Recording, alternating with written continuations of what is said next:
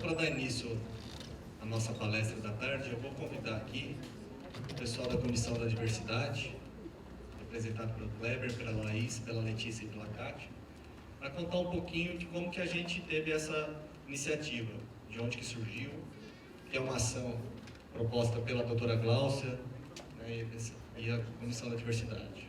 Tá, joia, gente? Então, por favor, recebam com carinho nossos convidados aqui.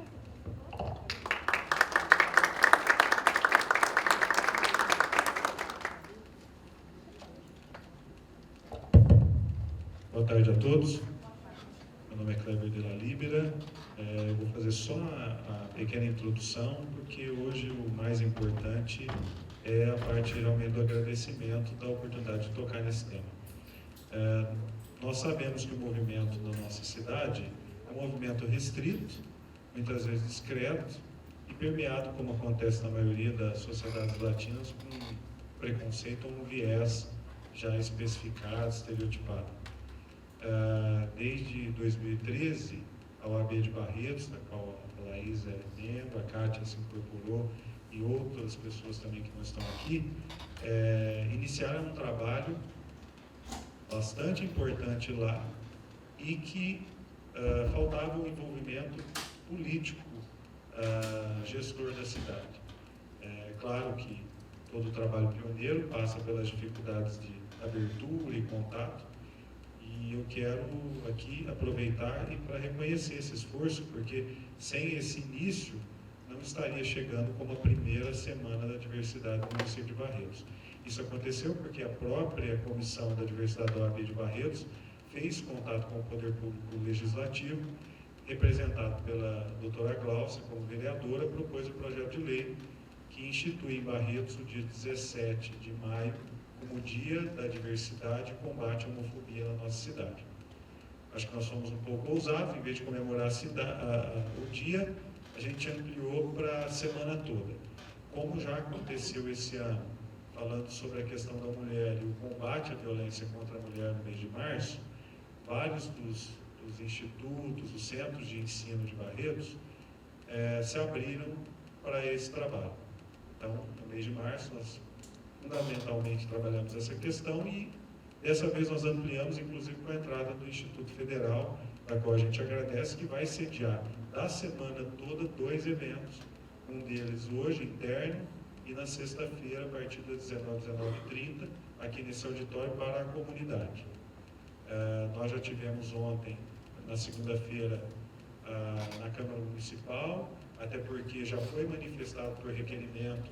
Nós estamos em breve coletando assinaturas para a obtenção de incluir na diretoria, que em Barretos existe a diretoria da mulher, do idoso, juventude e diversidade, e também o Conselho Municipal da Diversidade, até mesmo para que, como um instrumento político de diálogo com a comunidade, possa ser articulada as políticas públicas locais, né? Ontem nós tivemos na Unifeb, hoje aqui à tarde, à noite na Faculdade de Barretos, amanhã na Faculdade de Medicina, sexta-feira no Instituto, e no sábado nós vamos ter uma ação de abordagem no centro da cidade. É a primeira semana e nós sabemos que no contato com o diretor Sérgio, ele abriu a oportunidade de conversar com vocês, servidores. É uma iniciativa louvável, a gente agradece, até porque não é toda a instituição que, apesar de ensino, local de mente aberta, vamos dizer assim, de conhecimento, pulverização de quebra de barreiras e obstáculos, ainda há uma restrição muito grande na nossa comunidade. Então, hoje nós vamos ter a contribuição da Laís e da Kátia, e eu espero que vocês possam aproveitar, tomando conhecimento da semana, divulguem para os conhecidos e os amigos, principalmente porque o que nós estamos levando é esclarecimento. E ontem, numa pesquisa simples, a gente perguntou no final lá, quem conhecia parte do que foi do conteúdo da palestra, e 95% nunca tinha ouvido falar do que tinha sido dito. Aproveitem uma boa oportunidade, obrigado pelo espaço. Laís, agora. Boa tarde a todos. Gostaria de agradecer a oportunidade do Instituto Federal ter dado a essa comissão que organizou essa semana, em nome do Sérgio, que está aqui presente conosco. Como o Kleber retratou, é uma vontade que nós já tínhamos em falar para servidores, né, até empresas privadas também, e é difícil nós conseguirmos essa abertura. Então, aqui em Barretos, é a primeira vez que nós estamos conseguindo falar com um grupo fechado de funcionários de uma instituição. Então, obrigada mais uma vez ao Instituto Federal por essa abertura. Como o Kleber retratou também, nós estamos trabalhando a semana inteira com essa questão da diversidade sexual, combate à homofobia, e cada dia é um palestrante, cada dia é um tema diferente. Hoje eu vou tentar vir aqui, não um tema específico, mas tentar pincelar um pouquinho de cada coisa da questão da diversidade. Vou estar explanando. Caso surja dúvidas, pode também perguntar. Não vou limitar aquela questão só no final da palestra, porque às vezes chega no final da palestra e você já esqueceu o que você queria perguntar lá no início. Então, caso surja alguma dúvida, pode questionar sem problemas. Depois, ao final, a Kátia, que é membro colaborador da nossa comissão junto à OAB, ela vai estar explanando um pouquinho com vocês. A Kátia, ela é transexual, então ela vai retratar um pouquinho do cotidiano dela, da vida dela, como foi do início até hoje. Então, é uma pessoa que colabora muito conosco, que sempre está disposta a ajudar, e hoje ela veio na possibilidade de estar mostrando a vocês a personalidade dela e a vida de um transexual também aqui em Barretos. Bom, meu nome é Laís, eu sou advogada e eu sou coordenadora da Comissão de Diversidade Sexual daqui de Barretos. Nós também cuidamos dentro da OAB da questão do racismo também. Então, sempre que envolver esses dois temas, possivelmente estaremos presentes. Para começar a falar um pouco da questão da diversidade sexual, eu vou falar um pouco sobre orientação sexual. Orientação sexual é como eu desejo a questão sexual minha. Não é se eu sou homem, se eu sou mulher, mas é qual é o meu desejo sexual. Então, nós temos, que é os mais conhecidos na nossa cidade, em todo lugar que nós falamos, existem alguns outros também, mas não vamos nos atentar a tantos. Mas os principais são o heterossexual, que é entre um homem e uma mulher, o homossexual, 2 homens ou 2 mulheres, e o bissexual, que é 2 homens e uma mulher, 2 mulheres e um homem. Então, nesse caso, nós costumamos usar esses 3. Eu tenho algumas pessoas já que já incluíram alguns outros também, mas se a gente for pensar, eu vou incluir inúmeros. Eu coloquei uma observaçãozinha. Muitos questionam e falam opção sexual. Primeiro, não é uma opção. Porque eu não escolho ser gay, eu não escolho ser lésbica. É uma orientação. Eu desenvolvo dentro de mim esse desejo. Porque se fosse para mim escolher, seria mais fácil eu escolher o normal, né? Que todos dizem ser o normal. Ser heterossexual, que eu não teria problema nenhum com sociedade e com ninguém dentro de casa. Então, não é uma opção, é uma orientação. E um outro termo muito usado, o pessoal fala muito, homossexualismo. Não é homossexualismo, é homossexualidade. O porquê que há essa mudança? Antigamente, sim, falava-se homossexualismo. Mas a Organização Mundial da Saúde entende que esse sufixo ismo significa doença. Então, o homossexual, ele não é uma pessoa doente. Ele não tem nenhum transtorno, ele não tem nenhum problema. Então, em 1990, foi retirado pela Organização Mundial de Saúde a homossexualidade como doença. Não existe mais essa CID. Então, foi que se mudou de homossexualismo para homossexualidade. Então, o termo é homossexualidade e orientação sexual. Tá? Vamos encontrar pessoas que falam o contrário? Vamos. Se for falar em questão religiosa, eles vão falar homossexualismo. Mas cada um no seu campo, o correto, como nós usamos, de acordo com a língua portuguesa também, é a homossexualidade. O gênero que nós distinguimos. O gênero que nós conhecemos é o homem ou a mulher. Mas nós temos a identidade de gênero. A identidade de gênero, ela é mais usada, esse termo, na questão do transexual e da travesti. Para muitos, transexual e travesti é a mesma coisa, mas não é. Existe uma diferença, e essa diferença é o quê? A principal dela. O transexual é aquela pessoa que, vamos dar um exemplo, é um homem, mas ele se entende como mulher, os seus desejos, a sua vida, ele se entende como mulher. Ele não se vê como um homem. E a partir desse momento que eu me vejo como mulher, eu quero viver como mulher, ser chamada, tratada como mulher e também ter meus órgãos, minha figura externa como mulher. Então, o transexual, em 99% dos casos, são os que já fizeram a redesignação, ou seja, a famosa cirurgia de mudança de sexo. Tá? Esse processo não é um processo rápido, existe uns 2, 3 anos de tratamento para realmente se constatar que a pessoa é um transexual, que não é uma pessoa que somente está lá para brincar, que naquele momento ele decidiu que ele não queria mais ser homem. Então, existe um tratamento de cerca de 2 a 3 anos, que ele passa por psicólogo, psiquiatra. Então, é um processo bem demorado até se chegar à cirurgia final, que é a mudança de sexo, que essa cirurgia é irreversível. Então, é onde há necessidade desse tratamento por esse período. E os travestis. O travesti é aquela pessoa em que ele é homem na documentação e tudo mais, no sexo, mas ele se identifica como uma mulher, no caso. Só que o travesti, ele não sente a necessidade de fazer a mudança. Por exemplo, fazer a mastectomia, fazer a redesignação. Então, o travesti, ele se mantém num corpo masculino, no caso, e se apresenta como mulher. Tá? Então, essa pequena diferença. Digamos, vamos pensar que a diferença entre transexual e travesti normalmente é a aceitação do teu corpo. O travesti, ele acaba aceitando os órgãos que ele tem, a genitália que ele tem, sem problemas. Já o transexual, não. Ele vê que isso é um problema para ele, não aceita, e ele quer a cirurgia. Eu vou falar pouca coisa sobre essa questão mais legal, para não ficar tão chato.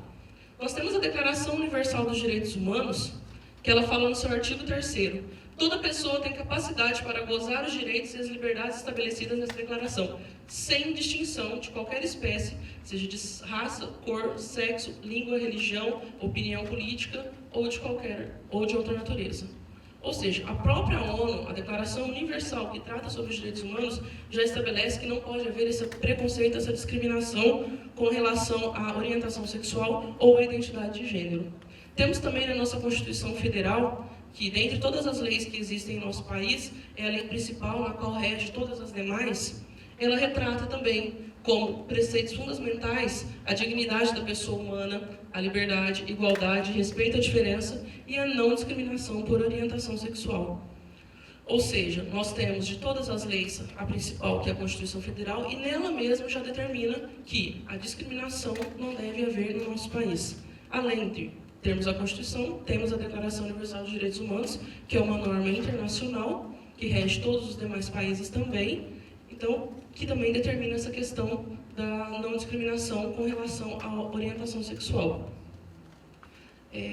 Hoje, muito se questiona essa questão do direito de família, né? A questão de casamento, a questão de adoção e tudo mais. E realmente, na Constituição se fala homem e mulher, mas nós entendemos que temos também as famílias homoafetivas, que as famílias são aquelas formadas entre pessoas do mesmo sexo, ou tendo ou não haver a presença de filhos de um ou ambos os parceiros. Nós pensamos no seguinte, o quê? A família, ela não é só se tem um homem ou se mulher. Eu tenho a intenção de constituir uma família, uma relação duradoura, dividir uma casa, dividir os problemas, dividir as coisas boas, dividir o dinheiro e tudo mais. Então, esse é o conceito de família. Não simplesmente se tem um homem ou uma mulher morando junto. A decisão do Supremo Tribunal Federal, em 2011, ela determinou que sim, existia a união estável entre homossexuais. Então, essa determinação, esse julgado que houve no ano de 2011, foi o propulsor para essa questão de discutirmos se existia realmente uma família homoafetiva ou não. Então, o Supremo Tribunal Federal, que é a corte maior no nosso país em termos de julgar as leis, eles determinaram que sim, que o homossexual, ele, junto com o teu parceiro, ele constitui sim uma família e eles têm o mesmo direito que uma outra união estável convencional, que seria de um heterossexual. O que eles pensam? Como eu falei, companheiros em relação homoafetiva duradoura e pública terão os mesmos direitos e deveres das famílias formadas por homens ou mulheres. Ou seja, eles estão vendo a minha intenção. A minha intenção realmente é conviver com essa pessoa, é construir um lar, construir uma família. Então, isso é o que vale, não somente o meu sexo.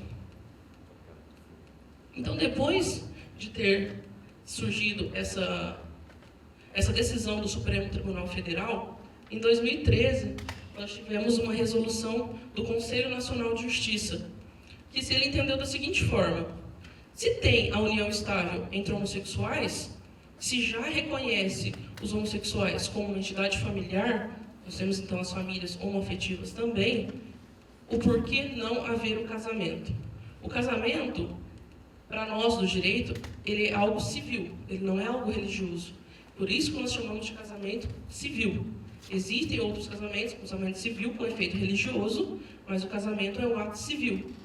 Então, a partir do momento disso, o Conselho Nacional de Justiça determinou que todos os cartórios no país autorizassem, sem necessidade de ingressar judicialmente, os casamentos que fossem feitos o pleito junto a eles. Porque antes acontecia o quê? Se um homossexual ele decide se casar, ele tinha que entrar com uma ação judicial, pedir judicialmente, acontecia de algumas vezes barrar em promotores ou juízes na cidade, teria que se chegar ao Tribunal de Justiça em São Paulo para conseguir essa liberação para o casamento. Depois dessa resolução, acabou-se isso. Então, a partir desse momento, os cartórios são obrigados a aceitar qualquer pedido de casamento. Da mesma forma que um hétero vai chegar lá e fazer habilitação para o casamento, o homossexual também. Pois não? Permite ou obriga os cartórios a realizar o casamento? Acabou brigando, porque a partir do momento que o Supremo determinou que existe a união estável... Essa palavra permite, assim, um cartório não pode se recusar a fazer? Ele até pode se recusar, sim. Mas aí eu vou entrar com uma ação judicial e vou conseguir judicialmente o meu direito de casar. É onde o cartório é obrigado a realizar o casamento. Tá? Então, realmente ainda existem cartórios que não aceitam. Às vezes nos deparamos ainda nas redes sociais, algum pessoal falando, em tal cidade do interior, algum lugar assim, o cartório não aceitou. Aí a pessoa tem que entrar com uma ação para conseguir resguardar o seu direito e conseguir habilitação para o casamento. Ele vai conseguir o quê? Em cima daquela decisão do Supremo Tribunal Federal, a ordem para o cartório realizar o casamento dele. Tiveram um censo do IBGE em que foi determinado que em 2013, ou seja, já no ano que houve essa resolução do CNJ, ocorreram 3.701 união entre pessoas do mesmo sexo no Brasil. Ou seja, se a gente for ver que a resolução é de praticamente de maio, meio do ano já, em 6 meses, nós tivemos uma grande quantidade de casamentos relacionados a essa questão da homoafetividade. O direito de família ele tem avançado nessa questão do LGBT. E temos alguns casos já que as pessoas já conseguem registrar os filhos no nome de 2 pais ou 2 mães. Esse caso, por exemplo, são gêmeos. As 2 mulheres eram casadas, elas tinham feito o casamento em cartório, tudo certinho, normal, como manda o figurino, digamos assim. E elas decidiram fazer a inseminação artificial. Elas conseguiram judicialmente o direito de, a partir do momento que as crianças já saíssem da maternidade, já saíssem registradas no nome das 2. Porque elas provaram para o juiz o quê? Eu já sou casada, nós fizemos a inseminação, ou seja, a criança é das 2, não é só de uma. Então, elas conseguiram, a partir dessa ação, esse direito. Outros casos, a maioria, acaba o pessoal tendo que entrar depois com a ação, porque as maternidades acabam não aceitando o registro, então registra só o nome de quem foi lá e fez o parto, e depois a outra companheira ou o companheiro tem que entrar com a ação pedindo a inclusão nos registros da criança. Uma outra discussão que se tem é o cabimento das questões homoafetivas na Lei Maria da Penha. A Lei Maria da Penha, como nós conhecemos, ela protege a mulher. Então, é do gênero.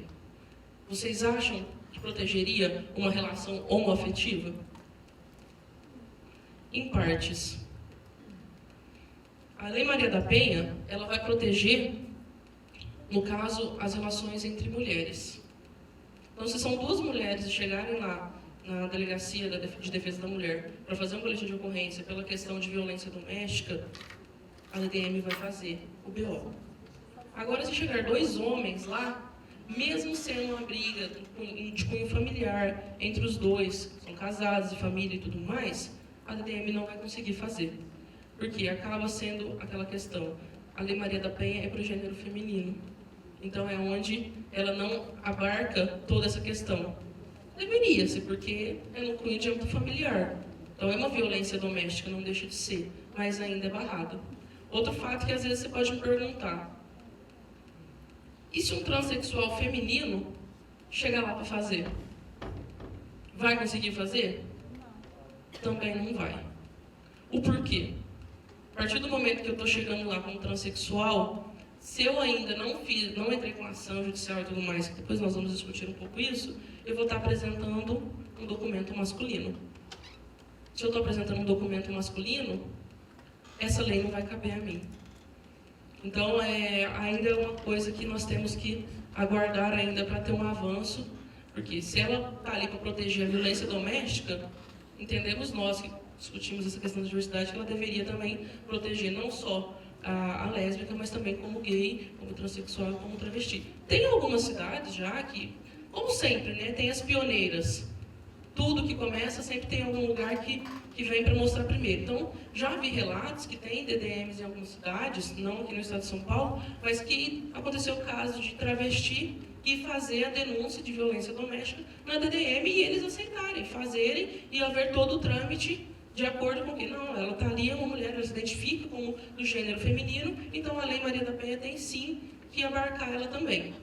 Então, mas são aquelas cidades assim, que estão sendo pioneiras nesse caso, não existe nada, nenhuma norma, nenhuma orientação, resolução que determine, não, a partir de agora a DDM tem que seguir isso.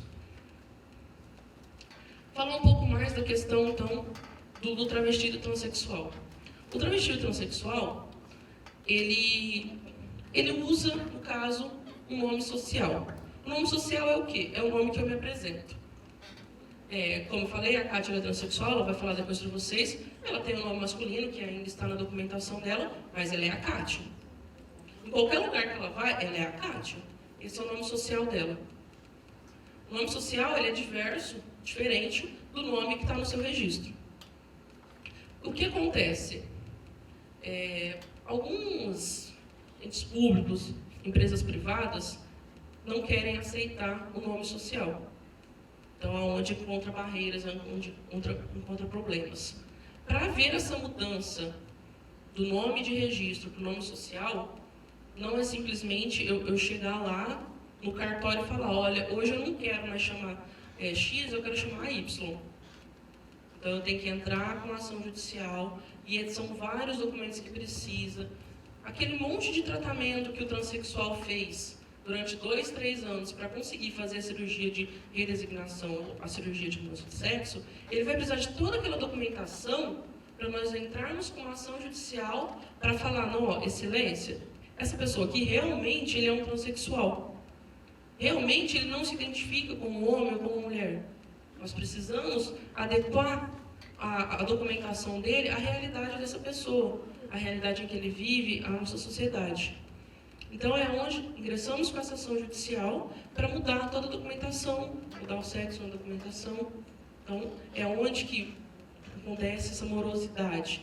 Enquanto não acontece o julgamento final, em que o juiz autoriza com que essa pessoa vá ao cartório e mude essa documentação, ainda encontra-se essas barreiras nessa questão de nome, e nós usamos, então, o nome social, pela questão de constrangimento. Aí você pensa se eu estou aqui como mulher, mas na verdade minha documentação é masculina, toda vestida feminina vai me apresentar como João. Não vai ficar legal, as pessoas já vão me olhar de um jeito meio torto, porque querendo ou não, ainda encontramos pessoas com muito preconceito. Às vezes, num simples documento, eu vou tirar uma CNH, estou feminina e meu documento está com nome masculino. Então já é um constrangimento para a pessoa. Já não basta o que ela vive no dia a dia, às vezes no trabalho, às vezes na escola, em casa mesmo. Então ainda tem essa questão. Então, devido a essa questão do nome social, do travesti, do transexual, foi-se havendo algumas resoluções, alguns decretos, algumas normas, para ir, enquanto não tem, junto ao nosso Congresso, uma lei que cuide um pouco mais dessas questões LGBT, Então, veio esses decretos para cuidar um pouquinho dessas pessoas que precisam desse apoio, essa minoria que não tem respaldo ainda. Então, por exemplo, nós temos o parecer técnico do Ministério da Educação, que recomenda às secretarias de educação dos estados que permitam a utilização do nome social de alunos e alunas travestis e transexuais. Outra resolução portaria do MEC assegura aos transexuais e travestis o direito ao uso no nome social de seus servidores no âmbito de trabalho. Parecer 125 do Conselho Estadual de Educação de São Paulo permite aos alunos a utilização do nome social nos registros de diários de classe, provas e listas de chamada. Ou seja, pensando no âmbito escolar, foi-se criando portarias e resoluções para sanar um pouco isso. O porquê? Às vezes as pessoas passavam pelo constrangimento de, na hora de fazer uma simples chamada em sala de aula, você tem um aluno que é um travesti, um transexual, e você está lá, sabe que ela gosta de ser chamada de Maria e você está na lista de chamada João. Então, tem algumas pessoas que têm a sensibilidade de falar, não, mesmo que está aqui na lista João, eu vou chamar de Maria porque eu sei quem é. Mas tem outros que não aceitam e não concordam. Então, é onde veio esses pareceres, essas resoluções para determinar isso. A partir de agora, as escolas, as faculdades têm essa obrigação. A partir do momento que o aluno for lá se matricular e falar, olha, eu quero ser chamado pelo meu nome social, se declara como travesti ou transexual, a escola vai ter obrigado a incluir dentro da lista de chamada, dentro das provas e tudo mais, o nome social. E isso também serve para os servidores dessas escolas, dessas faculdades, que também, a partir do momento que tiver dentro de uma instituição, numa faculdade, um servidor, que ele seja um transexual ou travesti, e ele deseja ser chamado pelo nome social, a instituição vai ter que fazer um crachá com o nome social. As pessoas vão ter que aprender a respeitar aquele indivíduo com o nome que ele deseja ser chamado, com a identidade que ele deseja ser chamado. Então, foi onde foi criada essas resoluções. O Plano Nacional de Educação, ele não tinha se colocado um artigo relacionado à questão da orientação sexual, mas esse tema ainda enfrenta muitas barreiras. Então, ele foi tirado do PNE, não inclui ainda, mas tem muita gente brigando ainda por trás disso para conseguir, nos próximos, colocar essa questão. Temos ainda sobre o nome social o decreto do município de São Paulo, que dispõe sobre a inclusão e o uso do nome social de pessoas travestis e transexuais nos registros municipais relativos a serviços públicos prestados no âmbito da administração direta ou indireta. Isso significa o quê? O servidor público que deseja ser chamado pelo nome social também tem esse direito. E o mesmo, hoje, tem decretos também que determina que o quê? A pessoa que chegar num órgão público, por exemplo, eu vou chegar no RH da prefeitura, e eu desejo ser chamada pelo meu nome social, eu vou preencher um cadastro, uma ficha, um documento, qualquer coisa que seja, eu quero que conste lá que eu desejo ser chamado pelo meu nome social. Essas empresas hoje, esses órgãos públicos, já têm que ter um campo específico para a questão de inclusão do nome social também. Um decreto estadual, né, garante a transexuais e travestis o direito à escolha de tratamento nominal nos órgãos públicos do Estado de São Paulo, que é isso que eu falei, no ato de preenchimento de cadastros ou ao se apresentar para o atendimento. Então, além de já termos isso no município de São Paulo, nós temos isso no Estado de São Paulo. Ou seja, se eu chegar na prefeitura, eu vou me apresentar como Maria, eles vão ter que me chamar como Maria. Não importa se no meu documento está João. Então, isso já é uma norma, é um decreto e eles têm que seguir.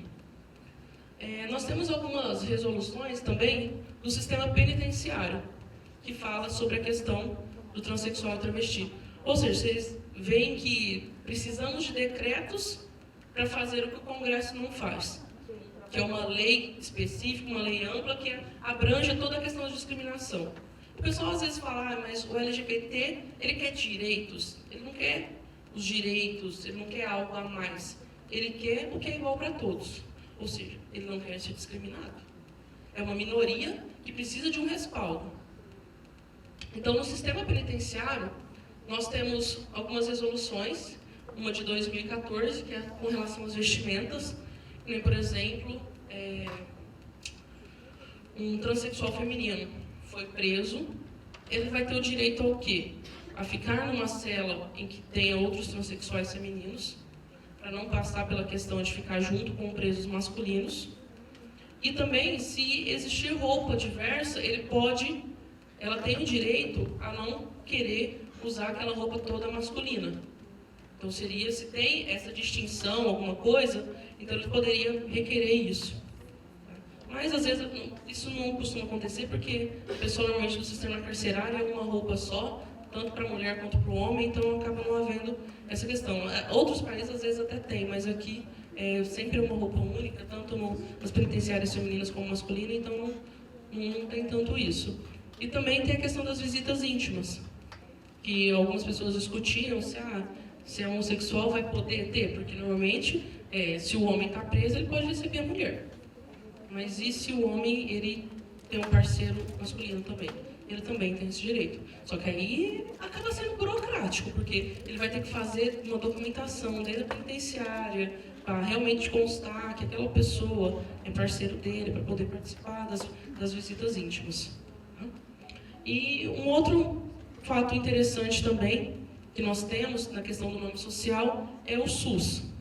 O SUS, há um pouco tempo atrás, ele criou duas resoluções, uma sobre o quê? O nome social.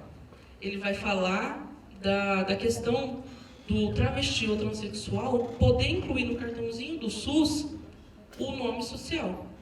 Então, eu vou lá dentro da Secretaria da Saúde, vou fazer o cartão com o meu nome social e vou me apresentar. Eu vou precisar ir no pronto-socorro, meu cartão social está como nome feminino ou como nome masculino, como eu apresento, vai depender da minha identidade de gênero. Se eu precisar fazer um exame médico, lá vai estar constando o meu nome como meu nome social e esses exames vão sair com o nome social também. Então, esse já foi um avanço dentro do SUS. E outra questão que hoje o SUS também já faz a cirurgia de redesignação. Só que, como todos nós conhecemos, tudo no SUS demora. Então, um tratamento que no normal, no particular, demora 2, 3 anos, pelo SUS é 7, 8 anos. Então, é um processo bem mais lento, porque até você conseguir marcar um psicólogo hoje, você precisa retornar daqui 2 meses, você vai conseguir só daqui 4, 5. Então, demora muito mais. Então, mas tem pessoas que realmente não têm condições de fazer e acaba recorrendo ao SUS. Então, essas são alguns decretos, algumas normas relacionadas a essa questão do nome social. Vamos falar sobre um pouco de discriminação por orientação sexual e o direito do trabalho.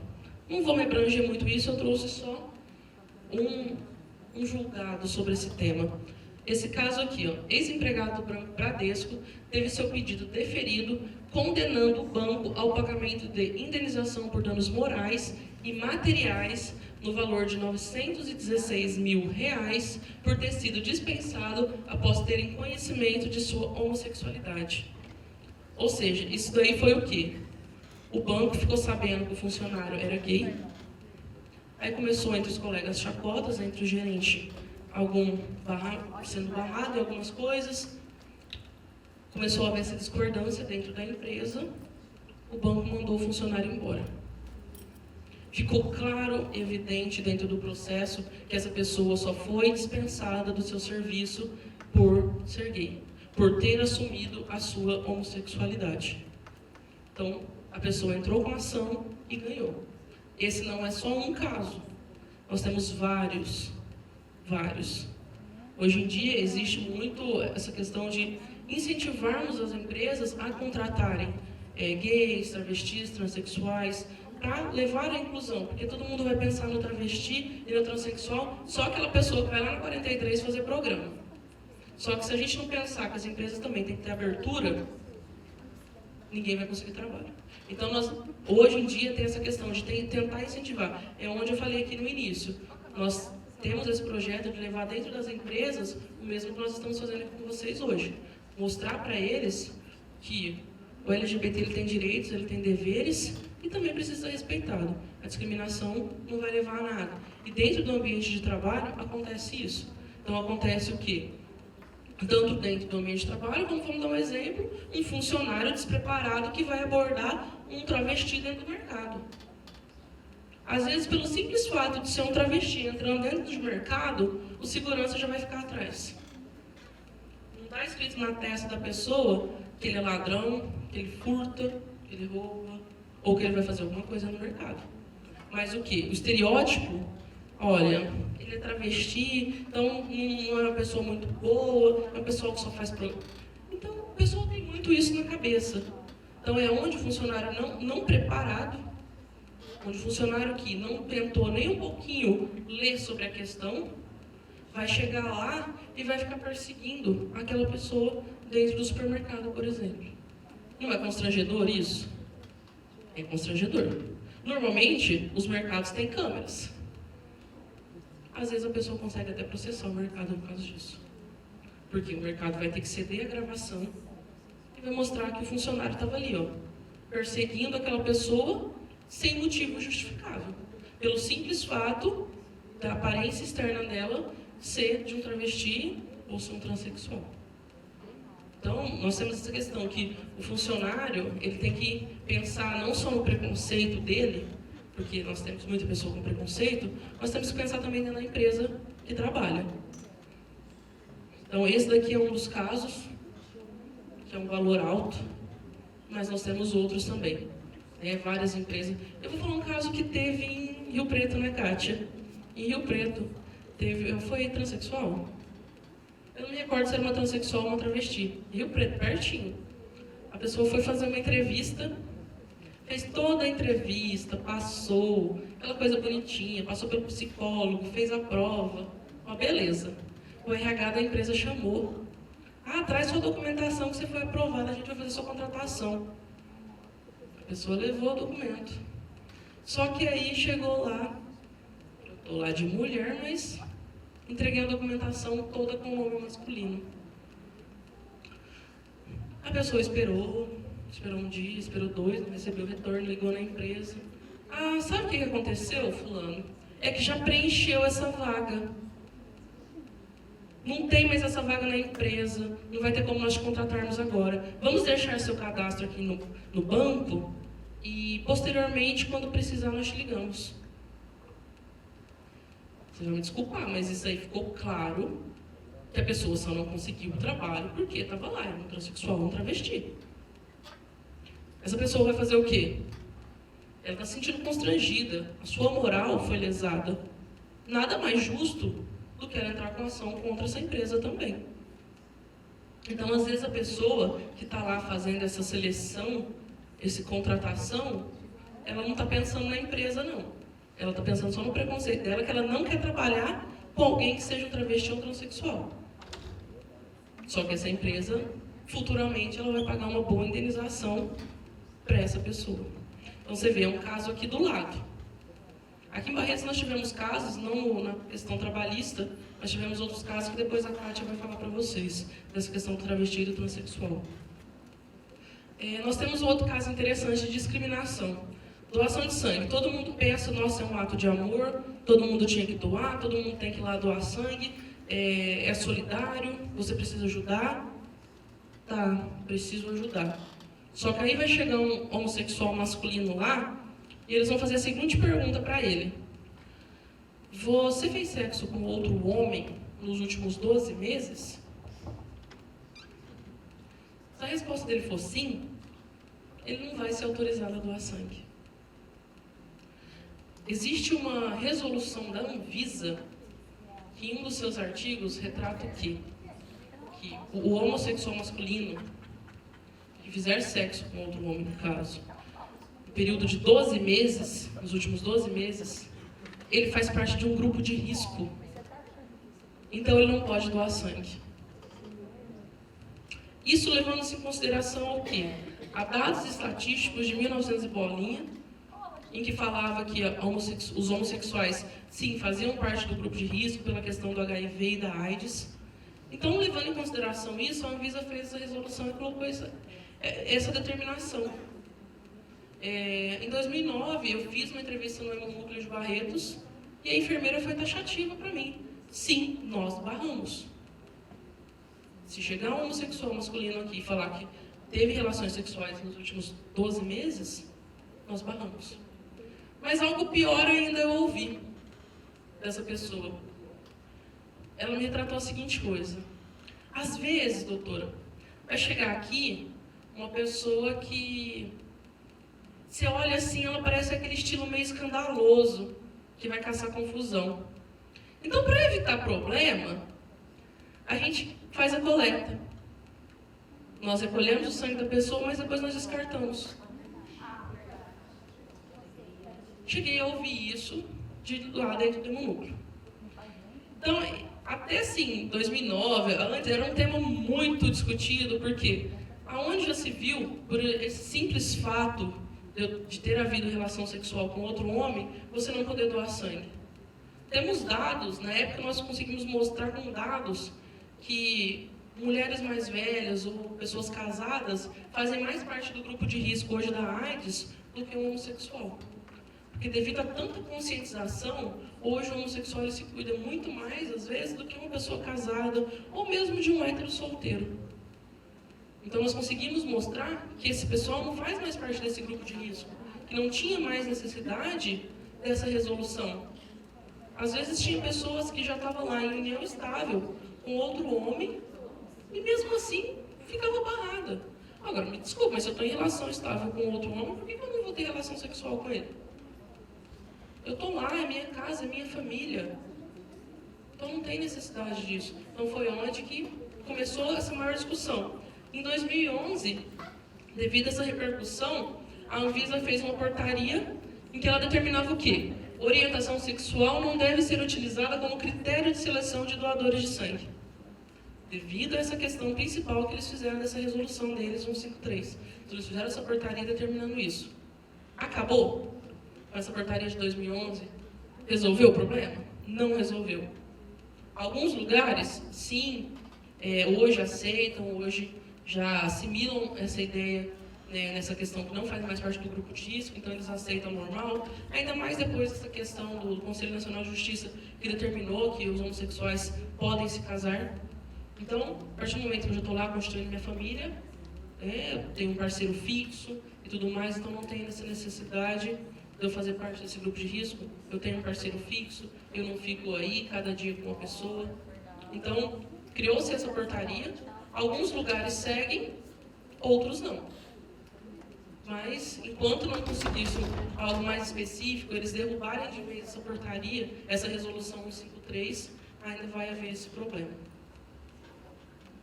A tipificação do crime de homofobia. Aí eu trouxe alguns dados para vocês. Porque às vezes a gente fala, no Brasil não tem homofobia não, isso é questão do LGBT, que acha que tudo no país é homofobia. Não é que tudo no país é homofobia. O pessoal tem costume de falar, por que é homofobia? Isso não é não. Mas se a mulher chegar lá e falar que sofreu violência de um homem, ela vai ter que ficar provando o tempo inteiro. Se o negro ficar falando que ele sofreu racismo, injúria racial, ele tem que ficar provando o tempo inteiro. Ele está falando, ele está afirmando. Ele ouve ali a questão realmente com ele. Ele sofreu constrangimento, ele ouve o dano moral e às vezes até o dano físico na pessoa. Então eu trouxe alguns dados. Esse daqui existe um chamado, na Bahia, o Grupo Gay da Bahia, que ele é uma ONG que mais cuida dessa questão LGBT no nosso país. Então eles sempre fazem esses censos, essas estatísticas. Então eles trouxeram aqui o quê? No Brasil, existe o assassinato de um homossexual a cada 27 horas. Então, acontece o quê? 326 LGBTs mortos em 2014, devido à sua orientação sexual. Não é simplesmente porque, eu estava lá andando na rua, passou e me atropelou. É porque eu sou gay que ele me atropelou, aí eu vou entrar para a estatística. Não. Existem casos e casos. Isso daqui é realmente casos de assassinatos motivados pela orientação sexual da pessoa. Não simplesmente porque a pessoa morreu e era gay. É porque a pessoa foi assassinada, ou até às vezes cometeu suicídio pela orientação sexual. Esses dados de 326 em 2014, ele é 4,1% maior do que 2013. Ou seja, a situação está cada vez piorando. Então, se em 2013 nós tínhamos 313 casos, em 2014 passou para 326 e vamos ver como vai ficar agora em 2015. E desses 326, incluiu-se 7 heterossexuais mortos. E depois, mais pra frente, eu vou falar o porquê esses 7 estão aí incluídos. 50% dos casos de assassinatos de transexuais no planeta, no ano de 2014, ocorreram no Brasil.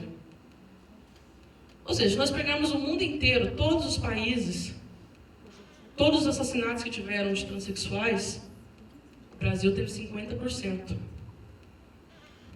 Eu acho que é muito preconceito para um país só, né? Se nós considerarmos tantos países que nós temos no mundo, e 50% de todas as transexuais assassinatos foram aqui em nossos países, fica mais difícil entender tamanho preconceito. Em São Paulo e Minas Gerais, em números, são os 2 estados que mais tiveram assassinatos. Em São Paulo, 50 e em Minas, 30. Mas em termos de porcentagem de população, o Paraíba e Piauí foram os que tiveram mais assassinatos. O perfil das vítimas. São 163 eram gays, ou seja, 50% eram homens gays. 41% eram travestis. 4% lésbicas. Agora eu vou falar uma coisa. O porquê esses 4% de lésbica? Querendo ou não, o homem tem fetiche, né? E parece que, para eles, se eles verem 2 mulheres lá junto, é ótimo. Agora, se eles veem 2 homens juntos, não pode. Então, é onde essa estatística com relação à lésbica diminui. Então, o lésbico fica com 4%. O bissexual, 0,9%. 2% amantes de travestis. Quanto à idade, 28% dos LGBTs tinham menos de 18 anos. Ou seja, eles estão matando os menores de idade, os adolescentes do nosso país, pela questão da orientação sexual dessa pessoa. Eles não estão vendo se essa pessoa tem família, se essa pessoa tem um futuro promissor, se é um bom aluno, se é um bom filho.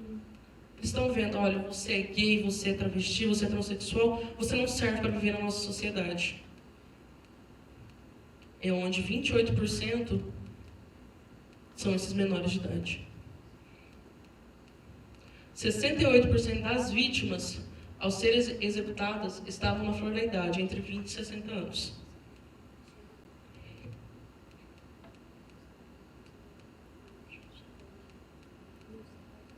Agora eu vou trazer para vocês alguns casos que foram acontecendo. A Gabi é uma jovem que foi alvo de agressões e uma tentativa de estupro em setembro do ano passado. Segundo ele, 3 homens partiram para cima dele em Interlagos, na zona de São Paulo, falando: você quer ser mulher? Então agora vai apanhar como mulher, disseram os agressores antes de feri-la. Gabi sofreu traumatismo craniano leve, lesão no tórax e no estômago e luxação nos tornozelos. Por ser travesti, por ser transexual. Rafael e Danilo. Um casal gay foi espancado por um grupo de cerca de 15 homens dentro de um trem da linha 1 de São Paulo. Foram agredidos com socos e chutes e expulsos a pontapés da composição pelo grupo. Além dos hematomas e nariz quebrado de Rafael,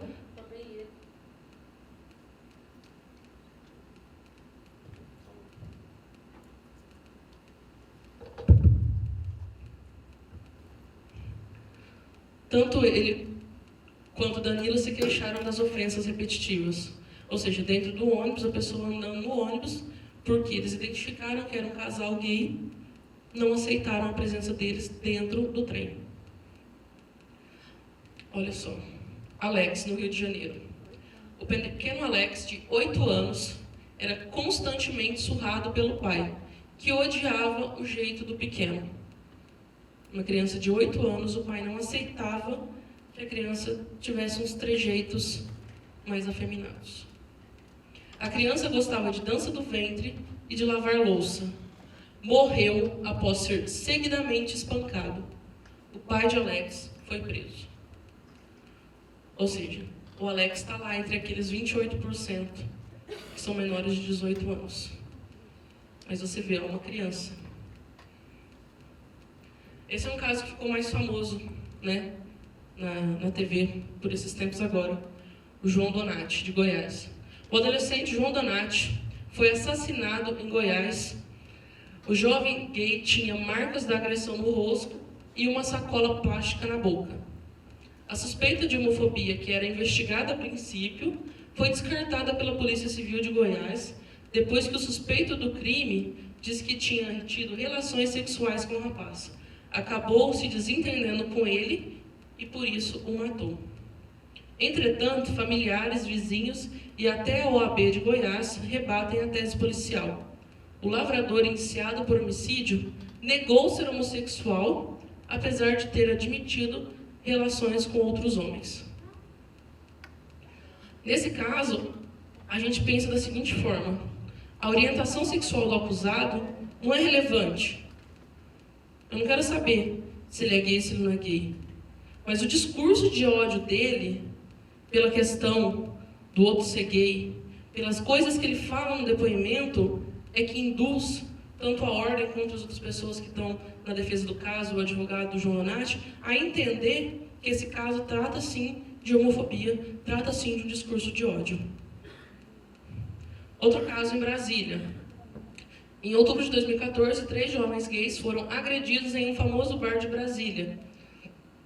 6 rapazes começaram a ofender eles, mirando a orientação sexual deles. Os 2 grupos começaram a discutir e os 6 partiram para cima do trio. Os rapazes quebraram o maxilar de Yuri, que teve de ser levado às pressas para o hospital. Ryan precisou tomar ponto por causa da agressão com a garrafa. Ou seja, os amigos estavam no bar, imagino eu, às vezes, a pessoa olhou e falou assim, pelos trejeitos, né? Que o pessoal olha assim, pelos trejeitos ele é gay. Então olhou assim e falou, aquele grupo ali, e não, eu não quero eles perto de mim, eu não quero eles no mesmo ambiente que eu. Eles decidiram por si só fazer a justiça deles e retiraram essas pessoas do estabelecimento. Agora, por que eu te falo? Que aqui naquela estatística que eu falei aquela hora, 7 heterossexuais mortos. Olha um caso aqui, ó. Eles excluíram o nome. Então, JCG, 42 anos, foi agredido e teve a orelha decepada após abraçar o filho, de 18 anos, em uma feira agropecuária em São João da Boa Vista. Confundidos com um casal homossexual, o pai e o filho, estudante de educação física em São Bernardo do Campo, foram atacados por 6 rapazes. Acontece? Acontece sim. Porque esse foi um caso que saiu na mídia. Tem outros que não saem, porque as pessoas às vezes ficam com vergonha de falar. Mas acontece. Então esse daí, eram pai e filhos que estavam simplesmente andando abraçados. Chegou um grupo, entendeu que como eles, 2 homens andando abraçados, eram gays. E para eles, gays não poderiam estar ali, partiram para a agressão. Na onde um teve a orelha cortada. Então, é uma foto que faz a gente pensar. Se vocês olharem, isso daí é um caso que também saiu na mídia agora. É um caso... Viviane? Dani Bolina. Vocês falam que é... Isso é Verônica, a Kátia corrigiu aqui. Verônica Bolina. Vocês falam que são 2 pessoas distintas? São a mesma pessoa. São a mesma pessoa. Eu vou te falar onde está a polêmica no caso da Verônica. A Verônica foi presa e houve um desentendimento com a polícia, entre ela, os policiais, parece que o pessoal também estava na penitenciária, e acabou resultando nisso daí, nessa agressão. Uma pessoa e os policiais. Isso foi contenção? Eles tentaram conter ela ou eles agrediram? Sem dúvida isso foi uma agressão. Porque por mais que uma pessoa, se vocês olharem o biotipo dela, é uma pessoa forte, né? Tem um travesti, um bom corpo e tudo mais.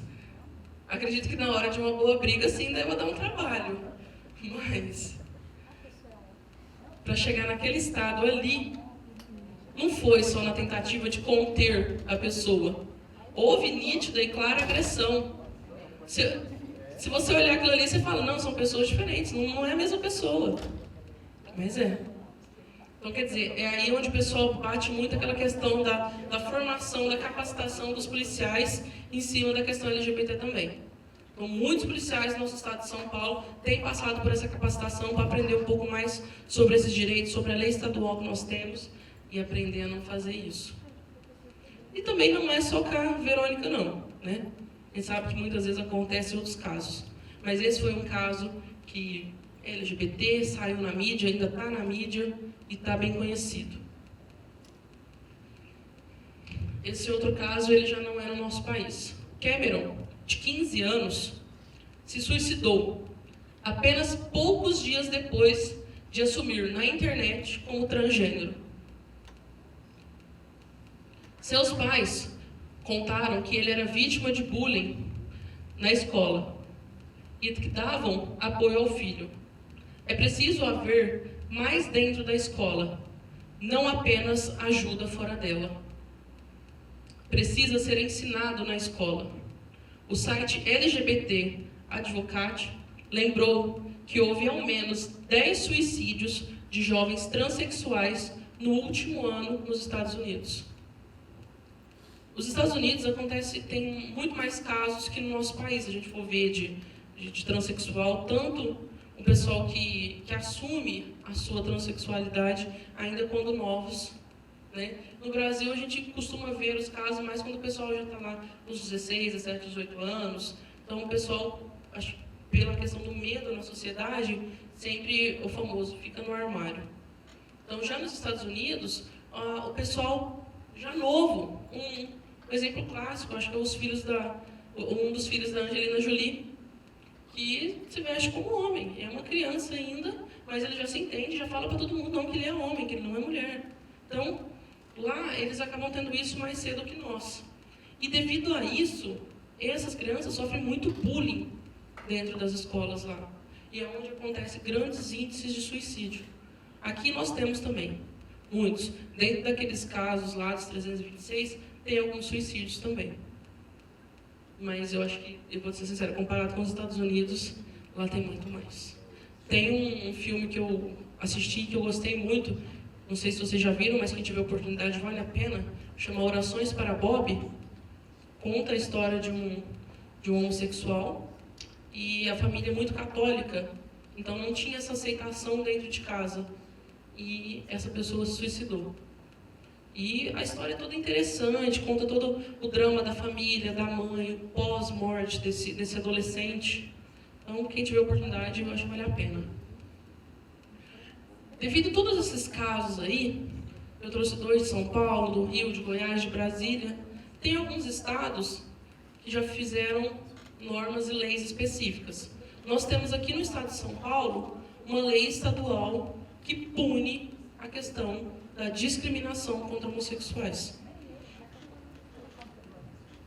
Essa lei é a Lei 10.948 do ano de 2001. Vocês sabiam que existe essa lei no nosso estado?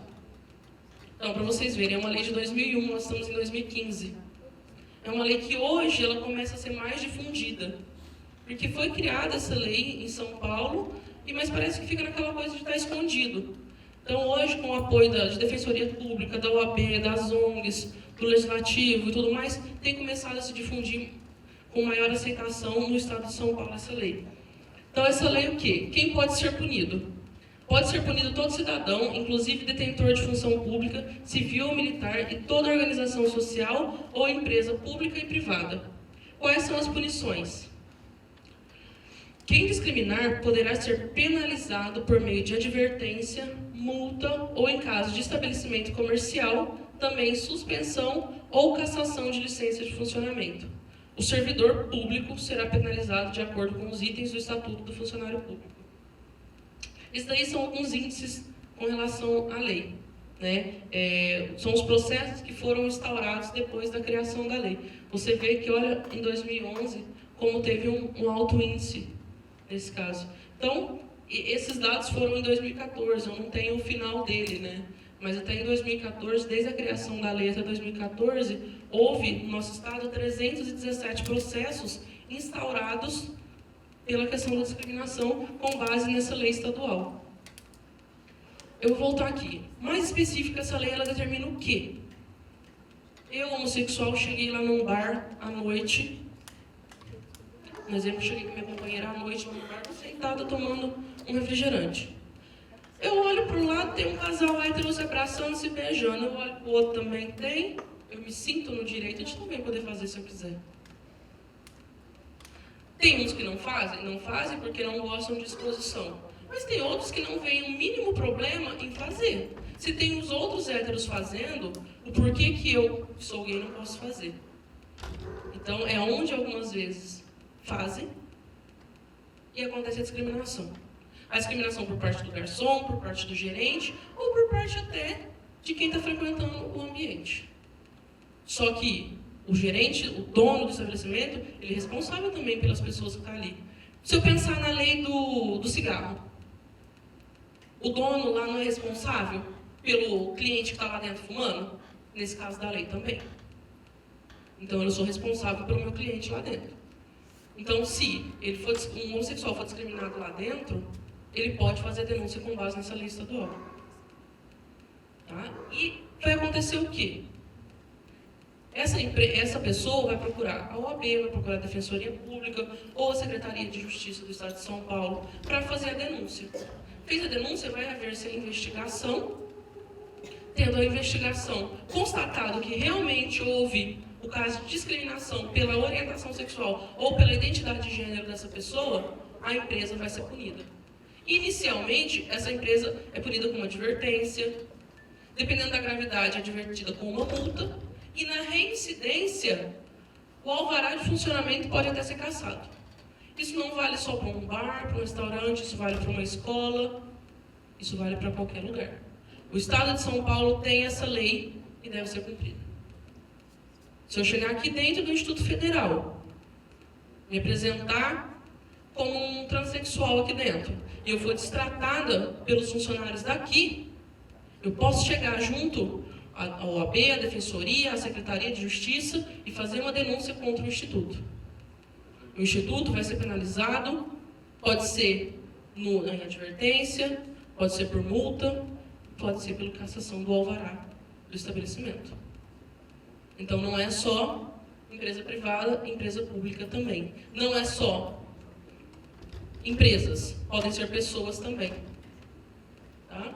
Então, eu posso muito bem estar andando e ter algumas pessoas ali que estão fazendo chacota comigo, estão falando pela minha identidade de gênero, pela minha orientação sexual. Eu sei quem é essa pessoa, conheço, sei o nome, tenho testemunhas, eu vou denunciar essa pessoa. Então, não é só uma empresa, são pessoas físicas também.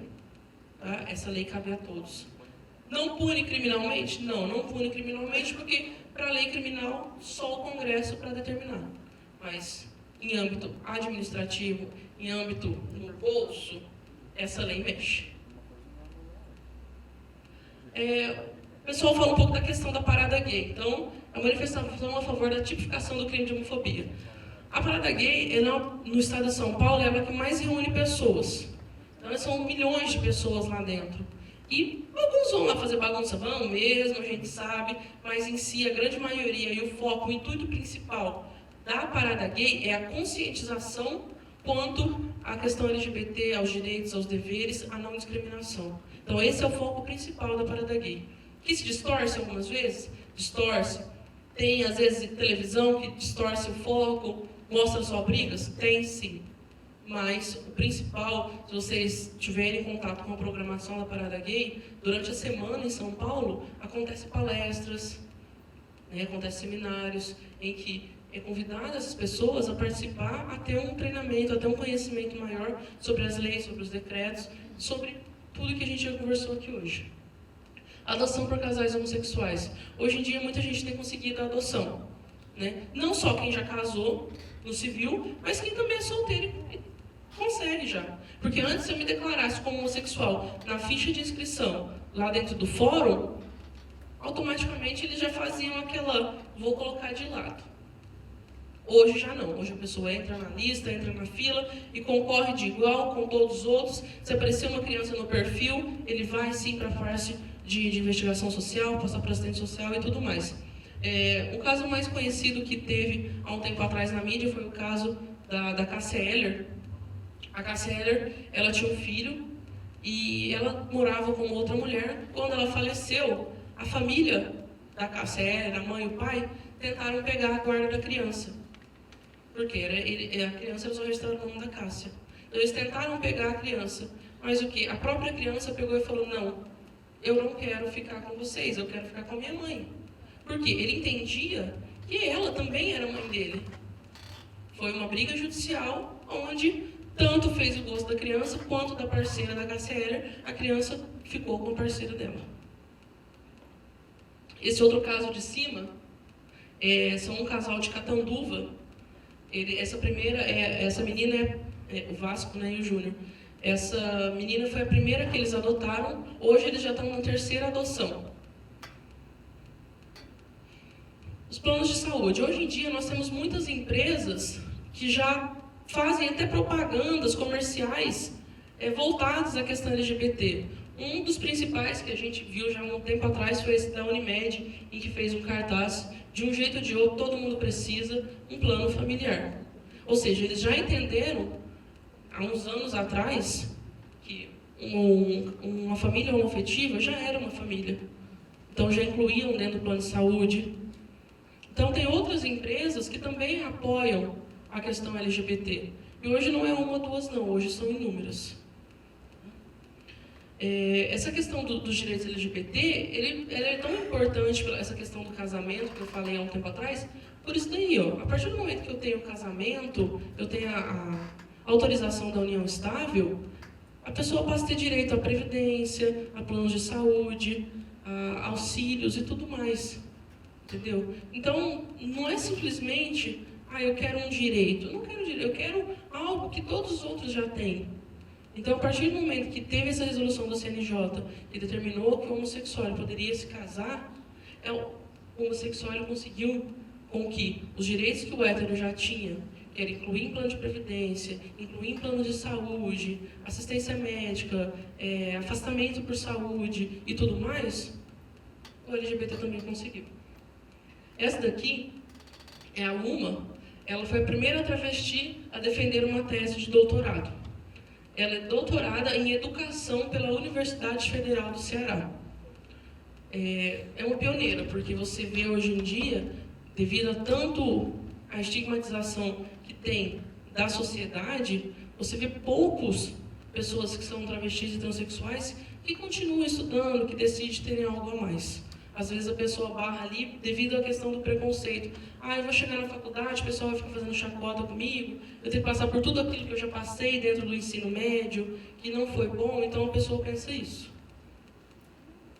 Mas, em compensação, a gente for pensar em outros países, nós temos nos Emirados Árabes a prisão de pessoas simplesmente por serem homossexuais. Então, enquanto aqui a gente tenta avançar, tem outros que cada vez mais estão voltando. E esse caso é um caso bem interessante, eu parei para ler sobre ele, aconteceu em 2008. Esse daí são acho que são sargentos do Exército Brasileiro, e foram os primeiros a assumir, dentro do Exército, que eles eram um casal. Assumiram a homossexualidade e ainda assumiram que estavam juntos. Aí eles foram participar de um programa na Rede TV da Luciana Gimenez, em 2008, e a Justiça Militar, entendendo que eles eram desertores por serem homossexuais, entenderam eles como desertores, fecharam a Rede TV para prender os dois. Então, eles dentro do programa de TV, o exército lá fora, esperando para pegar eles para levar para a penitenciária. Por quê? Entenderam que são homossexuais, o exército não autoriza, são desertores. E conseguiram uma liminar na justiça devido a isso.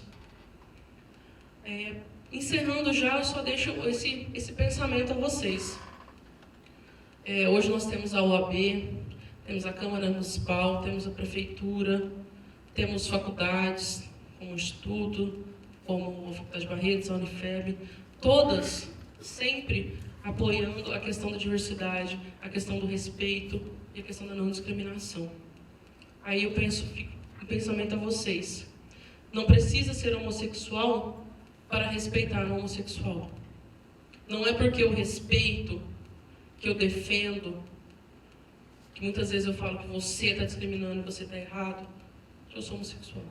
Então, você defender um amigo que é gay não te torna gay. Te torna ser humano e que respeita as diferenças de cada um. Uma frase que Einstein, se você for pensar um tempo atrás, é uma frase bem atual. Época triste é nossa, em que é mais fácil quebrar um átomo do que o preconceito. Essa frase é para hoje também, não é só para a época dele, não. Então, vamos pensar um pouco nessa questão da diversidade, tentar retratar um pouquinho de cada um tema, pois não? Quando você mostrou aquele slide ali da Luma, estava lembrando de uma outra situação, né? Geralmente, equivocadamente, né, se associa ao travesti, por exemplo, a promiscuidade, a prostituição, como se fosse uma coisa inerente à sua orientação sexual, né? Mas muita gente não consegue compreender que aquela ali, na verdade, foi a última coisa que lhe restou, né? Exato, essa questão da... Vítima da exclusão e tudo mais, sem alternativa. Eu sou uma pessoa que, em casa também acontece esse problema, mas eu defendo as cotas. Eu entendo que as minorias, elas precisam ter, mesmo que for por um tempo, um respaldo. Então, se eu pensar que o quê? Hoje, eu tenho as cotas para defender essa minoria, eu tenho essas leis que defendem essa minoria, daqui a uns tempos eu não vou precisar mais dela. Porque eu já conscientizei todo mundo, já deixei incutido nas pessoas a não discriminação, o não preconceito. Então, a pessoa olha ali, o travesti, o transexual, ele realmente já pensa, ah não, essa pessoa só faz programa, essa pessoa é promíscua, ah, essa pessoa é ladrão, eles já pensam dessa forma. Mas eles esquecem que a pessoa vai na empresa, por ela ser um travesti, eles não contratam. Por ela estar dentro de um banco de faculdade, ela sofre preconceito. E muitas vezes nem chega no banco de uma faculdade devido a esse preconceito.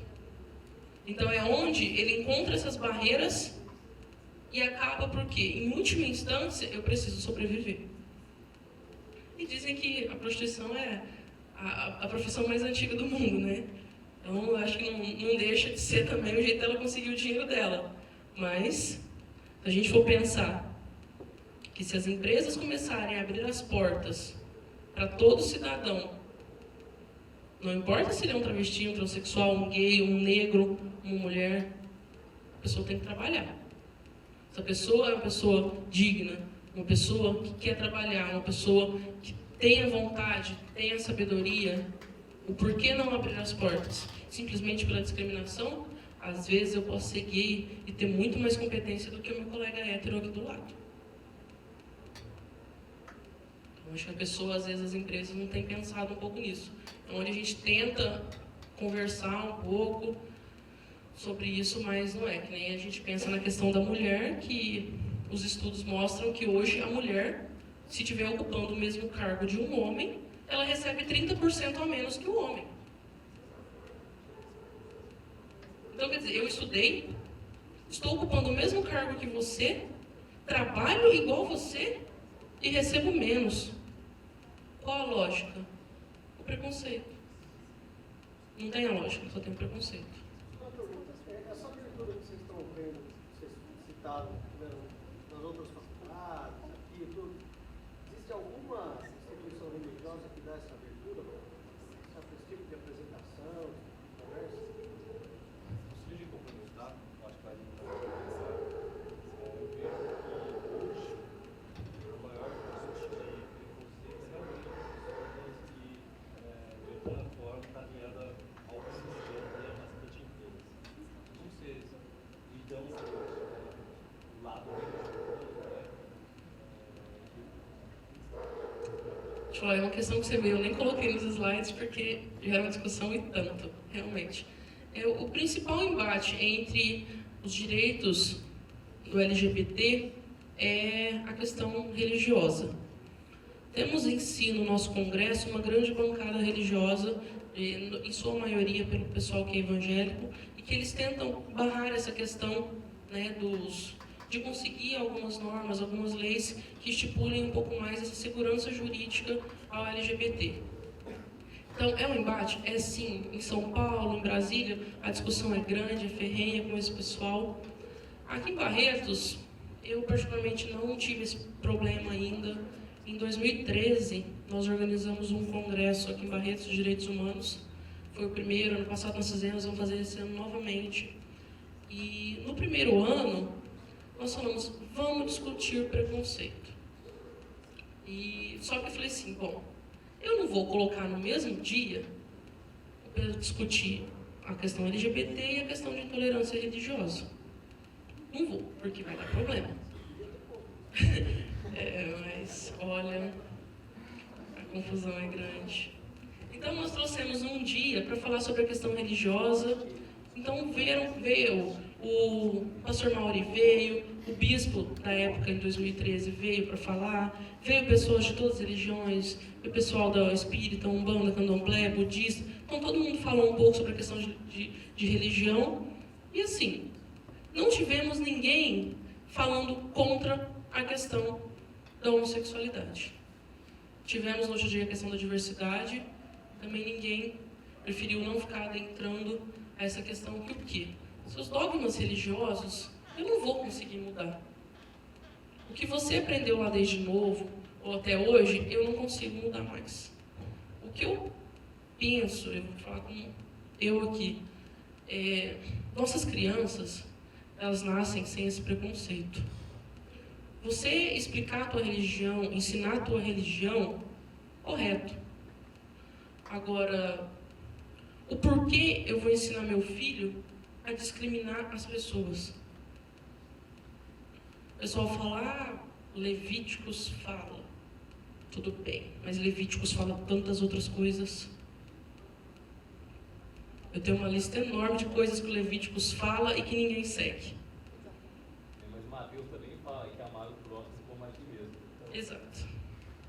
E a gente pensa, né, nós vemos assim na televisão, às vezes o pouco que a gente ouve dentro da igreja, tanto a evangélica quanto a católica, nós pensamos num Deus de amor, um Deus que acolhia todos, que estava próximo a todos. O porquê que eu vou pensar num Deus que exclui? pegar uma parte é muito conveniente. Exato. A Bíblia é dessa grossura. Aí eu vou pegar 2 pedacinhos dela e vou falar que é aquilo. Se eu for pegar de pedacinho em pedacinho, ninguém vive, ninguém faz mais nada. Porque de pedacinho em pedacinho, a Bíblia vai me proibindo aqui, me proibindo ali, me proibindo aí. Só que cada um, vamos por mim, cada um usa o que é conveniente a si. Sua religião, cada um tem a sua. Eu não vou impor a minha, eu acho que ninguém deve impor a sua. Aí esses tempos aconteceu um fato. Na hora eu vi, eu falei assim, o pessoal foi ousado. 2 moças entraram dentro da igreja, eu acho que era o Marco Feliciano, que estava pregando, e elas se beijaram lá no fundo da igreja. Olha, eu falei, essas são corajosas. Eu entendi como uma afronta também. Entendo, porque eu não achei correto. Eu acho que lá dentro da igreja, a pessoa está lá para defender sua fé, para discutir sua religião. Então, eu não concordo com isso delas terem feito. Só que aí eu parei e pensei. A Parada Gay em São Paulo, ela está lá para me mostrar os direitos LGBT. É uma reunião do LGBT e dos simpatizantes, das pessoas que defendem a questão LGBT. Então, se o LGBT vai dentro da igreja e tem aquele receio, o porquê que então o pessoal das igrejas vai lá na Parada Gay para tentar converter o pessoal? Então eu vou pensar nisso também, né?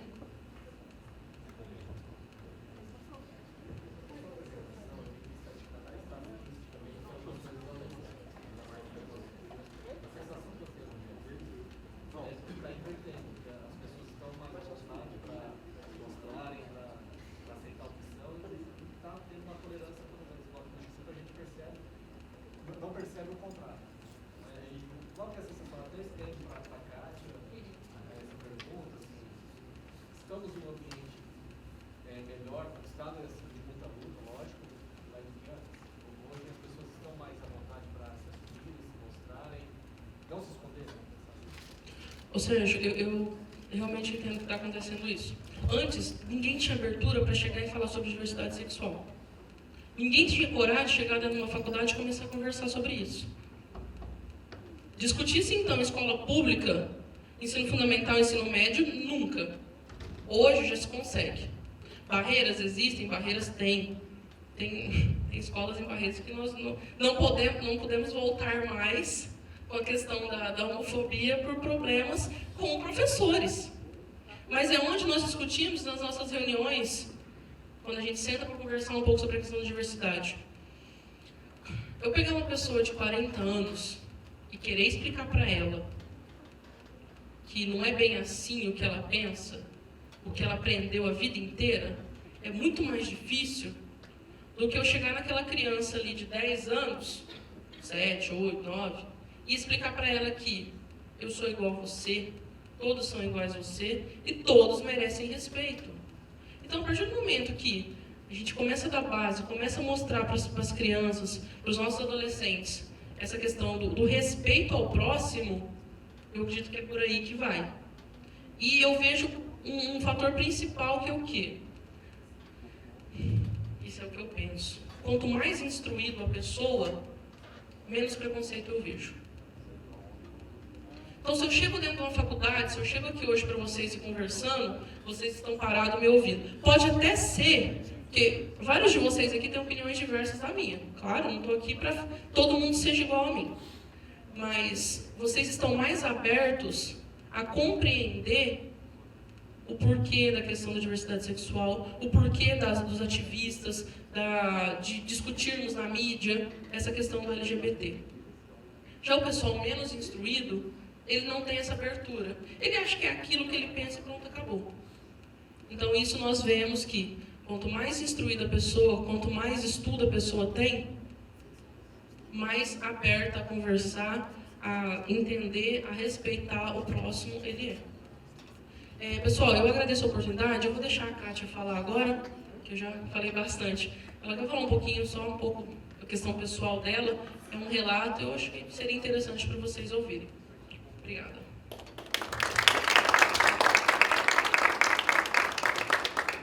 Olá, boa tarde a todos. Antes de mais nada, para quem ainda não me conhece, meu nome é Kátia, eu tenho 28 anos, eu tenho como profissão chefe de cozinha, também atuo na comissão e sou atual Transex Global Brasil 2014. Em agosto eu estou indo para Salvador, na verdade, se Deus quiser, trazer o título de Miss Transex Mundo para Barretos. Tá? Então, assim, na verdade eu vou contar um pouco da minha história, de como é o dia a dia de uma transexual, que é diferente de um dia a dia de um homossexual. Que hoje em dia você vê um homossexual trabalhando num shopping, numa escola, em qualquer lugar. Transexual é difícil. Por quê? Por conta dos empregadores. Eles realmente eles não têm uma cabeça aberta ainda que façam eles entenderem que uma transexual também é uma profissão, também tem os mesmos direitos e todos os deveres de qualquer outro cidadão. O que me difere de um homossexual? O meu jeito de vestir? Eu tenho certeza que, na verdade, foram poucas, raras, aqui dentro de Barretos. Hoje eu tenho respeito graças ao AB. Eu aprendi muito com o AB. E se eu não tivesse conhecido a comissão, será que as pessoas me respeitariam como eu tenho hoje, como as pessoas me respeitam hoje? Não. No começo, bem lá na minha infância, na verdade, eu nunca me identifiquei masculino, nunca. Eu queria entender por que os meus amigos de escola brincavam de bola e eu queria jogar vôlei com as meninas. Na minha cabeça de criança, nem sabia o que era identidade de gênero ainda. Fui crescendo, e é o maior preconceito que a gente sofre dentro da escola. É o maior preconceito. em questão a coleguinhas. Ah, viadinho, ah, é bichinha. Então, assim, por isso que tem que ter professores qualificados. Para quê? Para ele diferenciar, explicar para os alunos que é um coleguinha comum. O que difere dele, o que muda ele, em nada. Aí fala, tá, fui crescendo, e o preconceito continuou, vindo a cada dia mais. Por quê? O meu desejo era se transformar numa mulher. Para isso eu tinha que ter o quê? Um trabalho. Quando eu completei 16 anos, eu tentei entrar para a Guardinha de Barretos. Não fui pega. Não sei pelo fato do quê, mas assim, os meus amigos de sala foram pegos e eu não. Mais uma vez, é preconceito? Lógico. Tá, surgindo a vontade de novo, porque na verdade, eu nunca me via masculino, eu nunca, na verdade, às vezes o meu questionamento era comigo mesmo. Nossa Deus, por que o Senhor já não me mandou uma mulher? Por que eu tenho que sofrer tanto para conseguir o que eu quero? Os meus amiguinhos, as minhas amiguinhas, era tudo mais fácil. Mas não. Mas vamos lá, estamos aqui para defender, para lutar. Deus manda a gente para a gente encarar e mostrar para as pessoas que não somos normais. Minha família não sabia de forma nenhuma. Então assim, quando meu irmão queria sair para uma festa e eu queria vestir de mulher, eu ia para outra festa, para nunca encontrar com ele. Porque na verdade, eu não sabia como seria a reação dele diante de me ver de mulher. A reação da minha mãe, dos meus outros irmãos. E é o que eu falo, que família realmente é a base. A minha família é a base. A minha família me apoiou muito, muito, e me apoia até hoje. Então, assim, é muito complicado você encarar, na verdade, você viver sem a sua família saber da sua... Na verdade, assim, orientação na sua... eu me sinto uma mulher, mas como que eu vou encarar a sociedade? Como que eu vou encarar a minha família? Depois que existe essa abertura da família, tudo se torna mais fácil. Porque, assim, a minha família aceita o que os outros pensam. Não me importa. Não me importa. Se eu tenho o apoio da minha família, isso é o mais significativo de tudo. Então, assim, completei 18 anos... Aí eu falei, bom, agora eu já tenho a maioridade. Agora eu vou começar a me transformar. Foi aí que eu comecei o meu processo hormonal. Com orientação médica? Não. Não. O que eu queria, na verdade, é um processo rápido. Que para quem não sabe, quem tem um homem, toma um hormônio feminino, causa o contrário. Ele te dá formas femininas, na verdade, os pelos diminuem, a voz fica mais fina, e existem vários outros fatores. E eu vi em jornais, eu vi em TV, eu queria fazer igual, com risco de um câncer. Eu tomei por 2 anos Perlutan. As mulheres sabem o que é Perlutan? Não, é um hormônio onde é aplicado uma vez no mês, para não causar a gravidez. Para quem opta em não tomar diariamente, toma essa Perlutan, que é uma vez no mês, para você ver o quanto ela é forte. Uma vez no mês. E eu tomava uma a cada semana. Quando eu ia completar 19 anos, eu me casei. Fiquei 5 anos casada.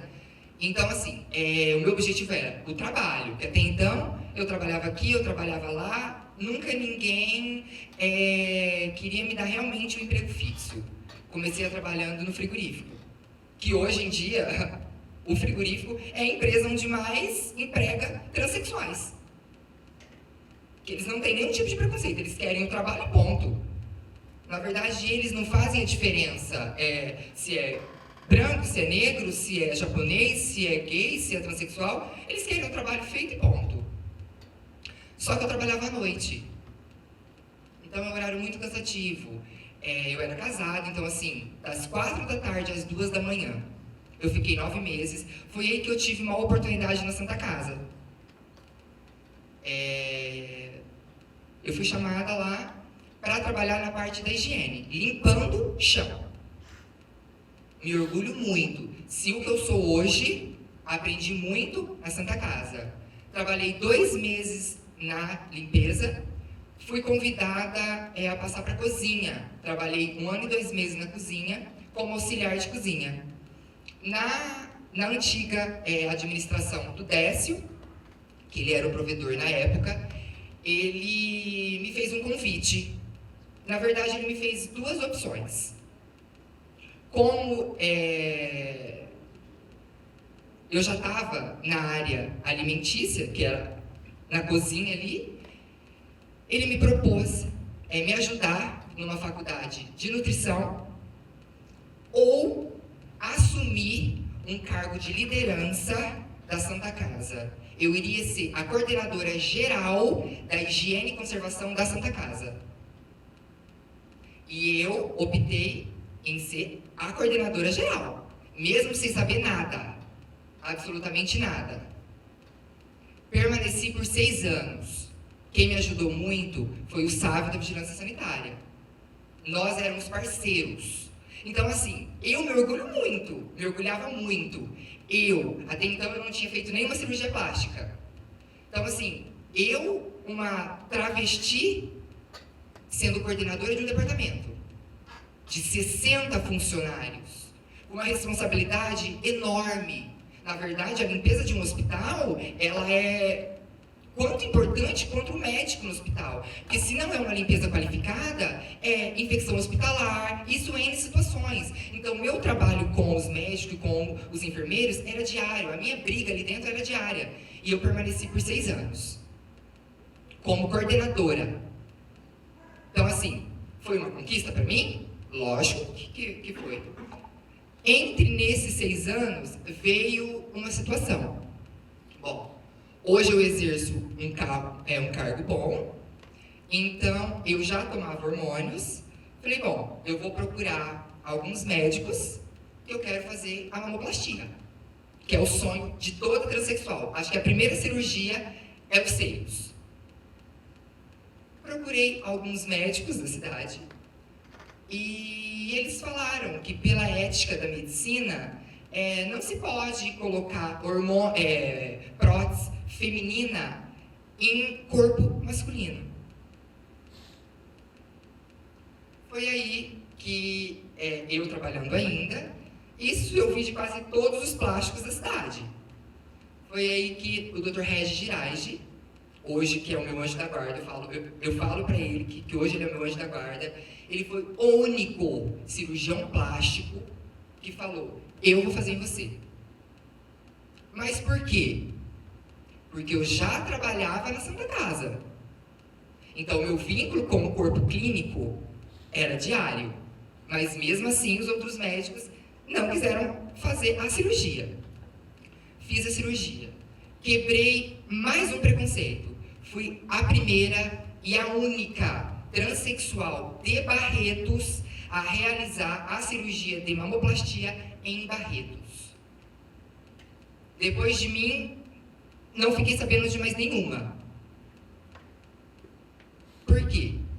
Por isso que acontece vários casos de homicídios, de suicídios. O que acontece? Ela não sai daqui, na verdade. Eu consegui, mas e as outras? Vai para São Paulo, na verdade procura uma clínica clandestina, coloca silicone industrial, vaza e morre. Mas elas estão erradas? Estão erradas. Existem profissionais qualificados na região. Rio Preto, hospital de base, ali fazia a cirurgia de resignação sexual grátis. O hospital de base era referência. Então, assim, é muito complicado. Aí surgiu um grande dilema na cidade. Por que que a Kátia fez o médico específico fez a cirurgia nela e não realizou em outras travestis e outras transexuais. Eu nem quis saber na época dessas conversas, porque eu queria colocar. Então, assim, se eu questionasse muito, vai que ele falava, não vou colocar em você também. Então, aí foi passado algum tempo. Essa foi a minha primeira batalha, que foi realizada dentro da Santa Casa. Na verdade, a minha segunda. A primeira foi assumir um cargo de liderança da Santa Casa. A segunda foi que eu consegui fazer a cirurgia de mamoplastia. Depois, e por falar nisso, para mim conseguir a cirurgia, eu tive que arrumar um segundo trabalho. Eu trabalhava das 7 às 17 horas na Santa Casa, das 18 a 1 hora da manhã no restaurante na Canaca. Então, assim, o meu descanso era o final de semana. Para conseguir, é o que eu sempre falo, a transexual, ela tem que mostrar 2 vezes que ela é capaz. Ela tem que provar para a sociedade 2 vezes que ela é capaz de viver numa sociedade como qualquer outra pessoa. Aí, com o tempo, eu fui ganhando destaque na cidade, fui eleita Miss Barretos Gay. Aí ganhei destaque da sociedade barretense, transex regional, aí fui eleita Miss Gay Estado de São Paulo, e com isso eu fui ganhando nome, tanto é que eu fui também pioneira em várias situações, a primeira transexual a desfilar no Barretos Fashion Show, no desfile do Arnaldo Tadeu Campos e no Danilo Awada. Eu entrei na passarela junto com o Rodrigão do BBB. Então, assim, foi um alvoroço. Por quê? Eu era a única transexual. A única. Mas eu falo isso não por falar assim, só eu consegui. Não. É para mostrar para as pessoas que as oportunidades estão aí. Basta vocês correrem atrás. Aí fala, ainda infelizmente, o transexualismo, a transexualidade, ela é relacionada com prostituição e drogas. Quando se fala em uma transexual, se pensa na Avenida 43. Infelizmente é isso. Só que existem transexuais que não valem nada, existem, como homens que não valem nada e mulheres que não valem nada. Então, por que só a transexual que é discriminada dessa forma? Hoje eu tenho meu nome social, no meu cartão de trabalho, eu trabalho no Norte Shopping Barretos, no restaurante Bignaca, eu tenho o meu cartão social com o meu nome feminino. Eu me sinto uma mulher e ponto. O que a sociedade pensa não me importa. Não me importa. Eu trabalho o dia todo. Estou em todas as palestras junto com a OAB. Então, assim, o que me difere de uma heterossexual? Vocês veem alguma diferença? Vocês viram alguma diferença até agora? Não existe. O preconceito está aqui, na cabeça das pessoas. Aí vem a minha segunda cirurgia. Quando você olha para uma transexual, você difere quando ela é um homem ou mulher pelo gogó, né? Procurei na região inteira um especialista que fazia a cirurgia do pomo de Adão, que é o gogó. Na região não tem.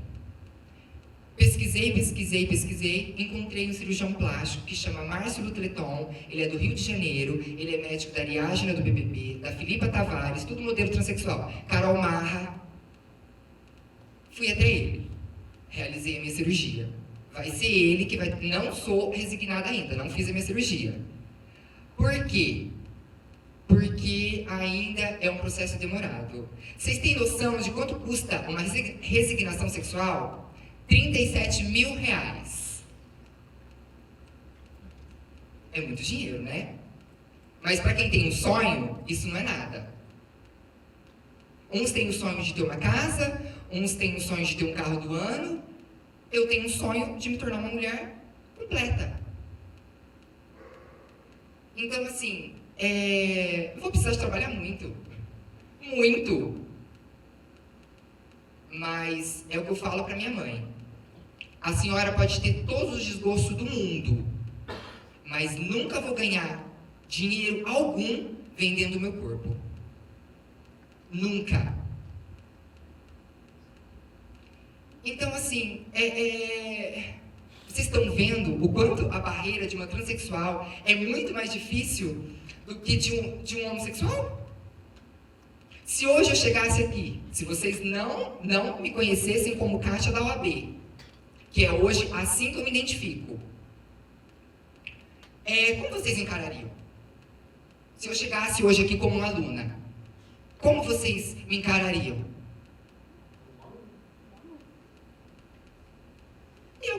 Na verdade, era o que eu seria mesmo. Uma aluna. Independente de qualquer coisa. Hoje eu não aceito. São poucas, mas poucas pessoas sabem o meu nome de batismo. No meu trabalho, eu trabalho com 12 pessoas. A única pessoa que sabe o meu nome é o meu patrão. Ele tem um cuidado na hora do pagamento, porque no Olerite vem o nome de batismo. No meu crachá está o nome feminino. Ele tem o cuidado de pagar todo mundo próximo e me pagar diferente. Por quê? Para não me constranger.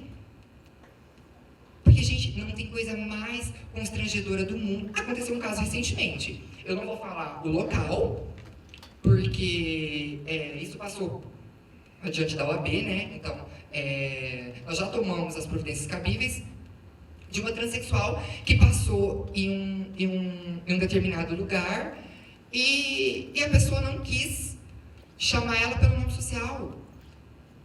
Teve um constrangimento diante de outras pessoas. Então, assim, o que difere? Eu, aqui hoje, Kátia, ou eu, o meu nome de batismo? Gente, não muda em nada.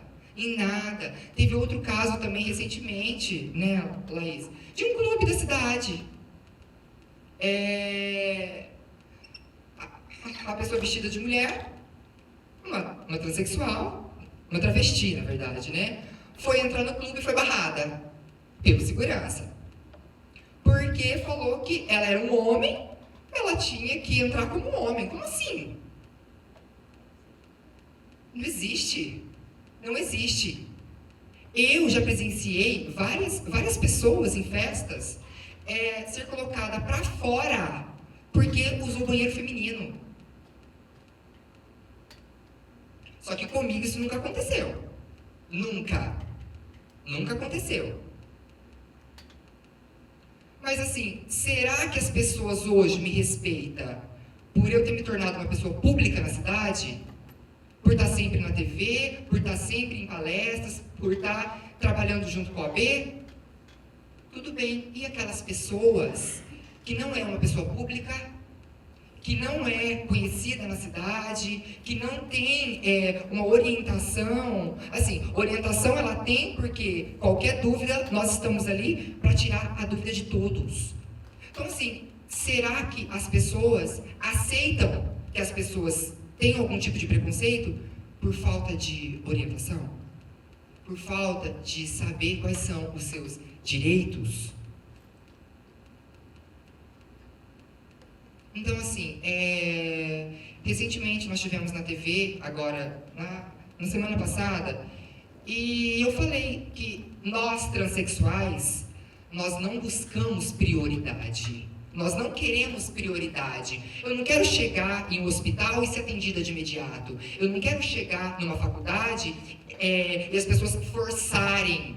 Tipo assim, forçar a me atender bem. Não, eu quero respeito e igualdade. O meu dinheiro não é inferior em nada como o de vocês. O dinheiro de vocês não é mais valioso do que o meu.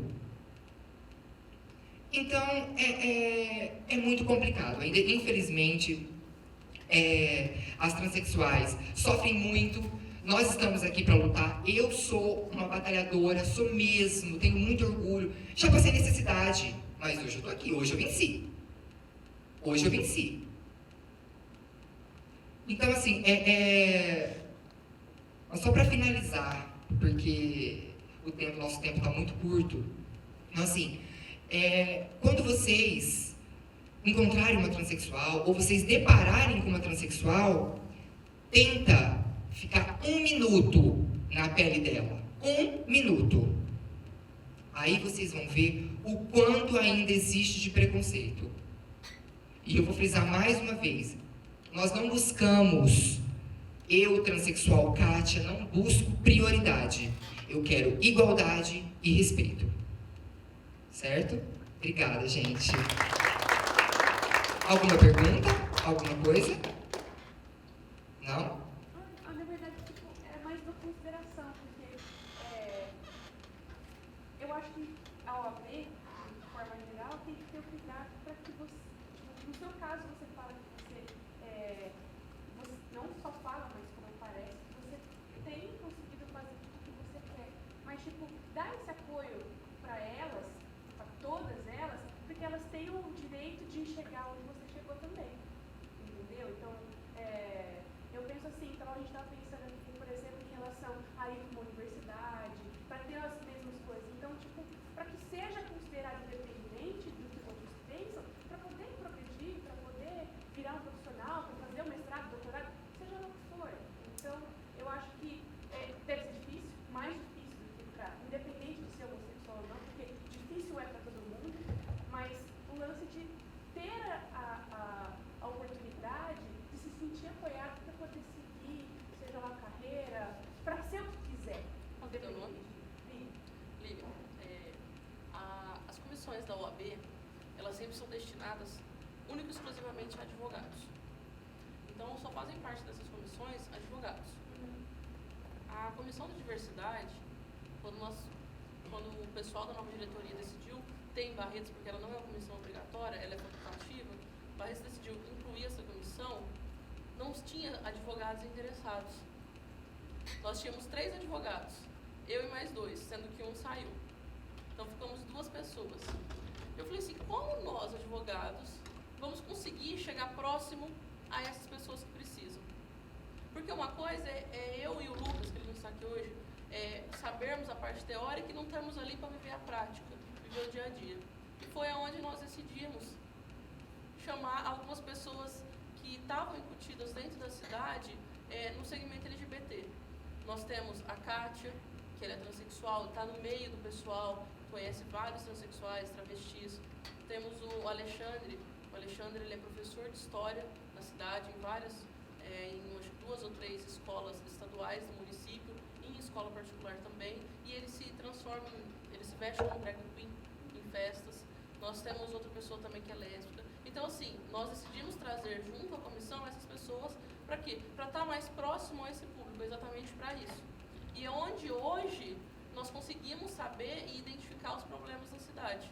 Então, se não fosse isso, nós não saberíamos os casos que existem.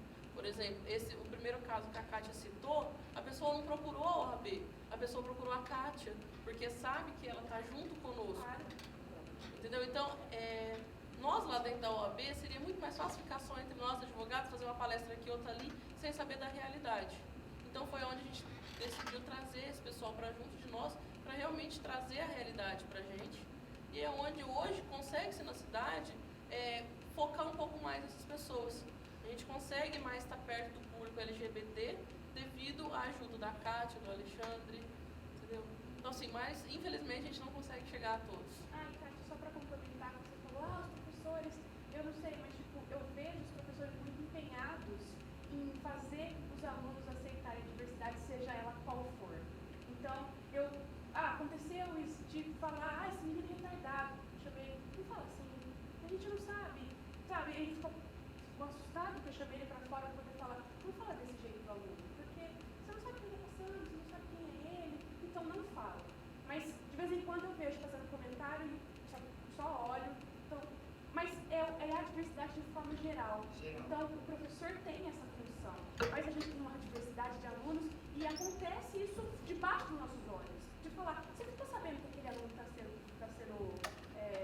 sofrendo bullying? Não, nem percebi. Então às vezes você está tão focado com 40 alunos e de repente você fica sabendo, olha,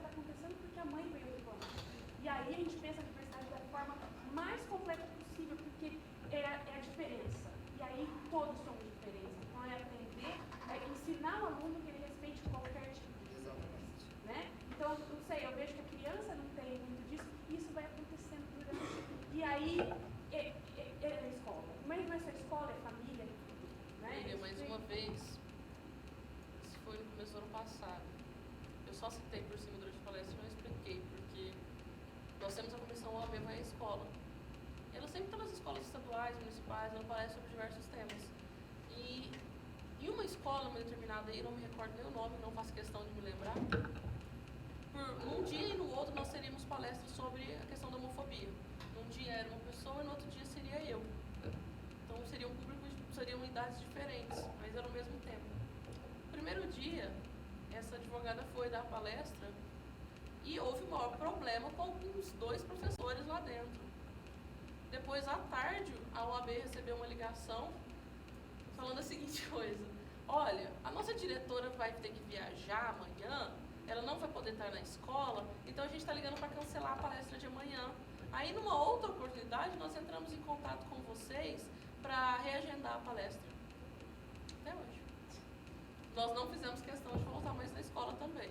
Uma pena, porque não vai ser certo. Entendeu? Porque como que a gente vai entrar lá dentro da escola, sendo que os professores que deveriam nos ajudar também não estão nos dando essa abertura? Então ficou muito difícil a situação e, eu te falo, a gente pensa em pegar pela base, que são os alunos, mas a gente precisa do apoio dos professores. Gente, obrigadão, então. Pessoal, então, em nome do Instituto, eu quero agradecer a Comissão de Diversidade, o Kleber, a Letícia, a Laís e a Kátia. Agradeço a presença de todos, né? A gente foi estendendo bastante, nós funcionamos no terceiro período, então eu peço desculpa para o pessoal que teve que começar se ausentando da reunião, porque nós trabalhamos no terceiro período, então eles têm que jantar e tudo e preparar para voltar para a aula. Nossas portas estão abertas, todos estão convidados para sexta-feira, que nós vamos ter uma nova mesa redonda. Enquanto instituição de ensino, onde a gente prega a formação do cidadão para o mundo de trabalho e para o exercício da cidadania, discutir diversidade é fundamental, né? A gente tem que sempre reforçar a importância da variedade e da diversidade existente com relação a cor, religião, condição financeira, independente de qual seja. Esse é um ambiente que tem que preservar o respeito e a gente sempre propagar a tolerância e o conhecimento que nós somos diferentes e que o fato de ser diferente é bom.